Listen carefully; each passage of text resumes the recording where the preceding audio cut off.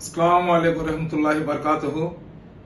సోదరులారా, మతోన్మాద పాకిస్తాన్ కుక్కలు పహల్గాంలో అమాయకులను బలి తీసుకున్న తర్వాత మనమందరం కూడా దేశవ్యాప్తంగా ప్రధానమంత్రి మోడీ గారికి మీరెందుకు గమ్ముగుండారు, పాకిస్తాన్ మీద యుద్ధం ప్రకటించండి, అదేవిధంగా ఆక్రమిత కాశ్మీర్ ని స్వాధీనం చేసుకోండి అని చెప్పి ప్రతి ఒక్కరు కూడా కులాలకు మతాలకు ప్రాంతాలకు అతీతంగా ప్రధానమంత్రి మోడీ గారికి అదేవిధంగా అమిత్ షా గారి మీద మనం అందరం కూడా ప్రెషర్ తీసుకుని వచ్చినాం.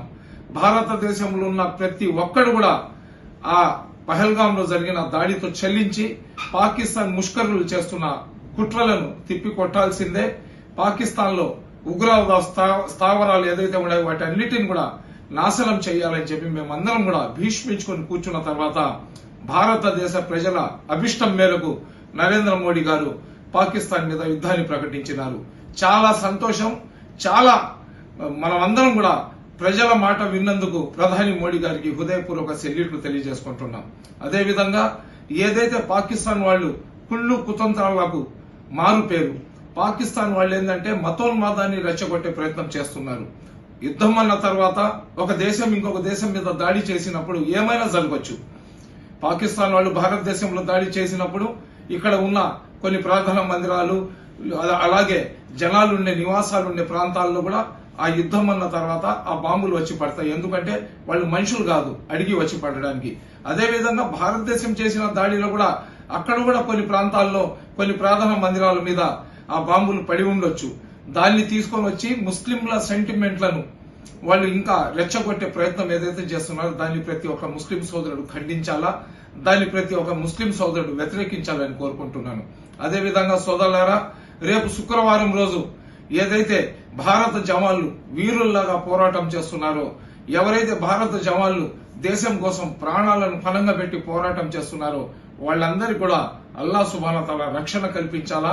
అదేవిధంగా పాకిస్తాన్ వాళ్ళు భారతదేశం కాళ్ల దగ్గర రావాలని చెప్పి ప్రతి ఒక్కరు జుమ్మా నమాజ్ తర్వాత ప్రార్థన చేయాలని, అదేవిధంగా జుమ్మా బయాన్లలో ఆలింలు నిలబడి ప్రతిసారి మతోన్మాదాన్ని రెచ్చగొట్టే మాటలు ఆ మాటలు ఈ మాటలు కాదు, ఖురాన్ లో అల్లాహ్ సుబ్హానహు వ తఆలా చెప్పిన మాటలు, ముహమ్మద్ ప్రవక్త గారు చెప్పిన మాటలు ఏదైతే ఉన్నాయో, ఏ దేశంలో అయితే మేము పుట్టుతామో ఆ దేశాన్ని ప్రేమించడం మా ఈమాన్లో సగం ఈమాన్ అని అటువంటి బయాన్లు ప్రతి ఒక్క ఆలిం ప్రతి ఒక్క ముఫ్తీ మసీద్లలో రేపు శుక్రవారం రోజు చేసి ప్రతి ముస్లిం సోదరుడు కూడా దేశం పట్ల గౌరవం, అదేవిధంగా దేశం కోసం ఎంతటి త్యాగమైన చేయడానికి ఖురాన్లో పొందపరిచిన మాటలన్నీ యువతరానికి తెలియజేయాలని చెప్పి కోరుకుంటున్నాను.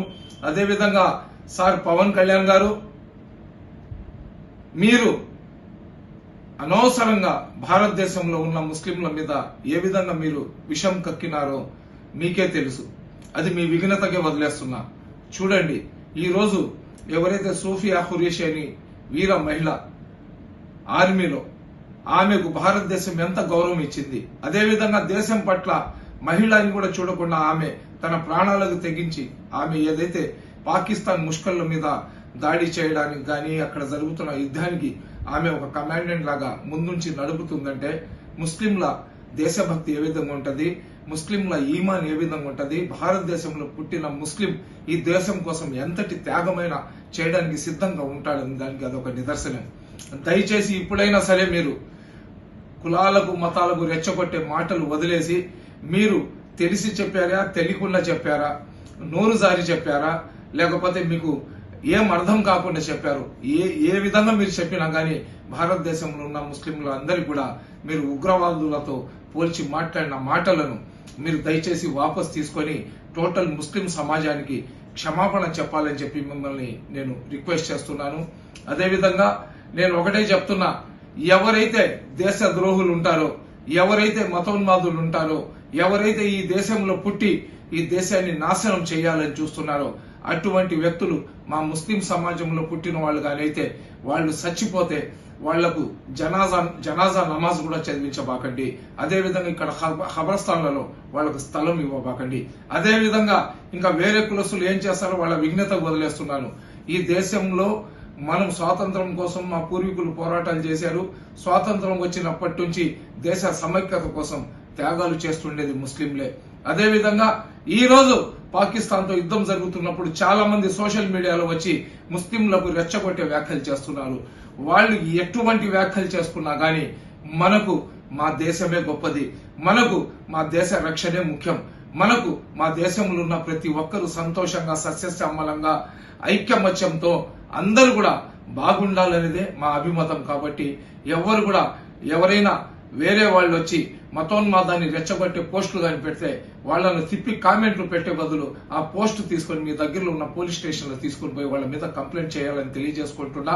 అదేవిధంగా మేమందరం కూడా ఈ తల్లి వడిలో పుట్టినాం, మేము చచ్చిపోయిన తర్వాత ఇదే మట్టిలో కలిసిపోతాం, అదే మా నినాదం.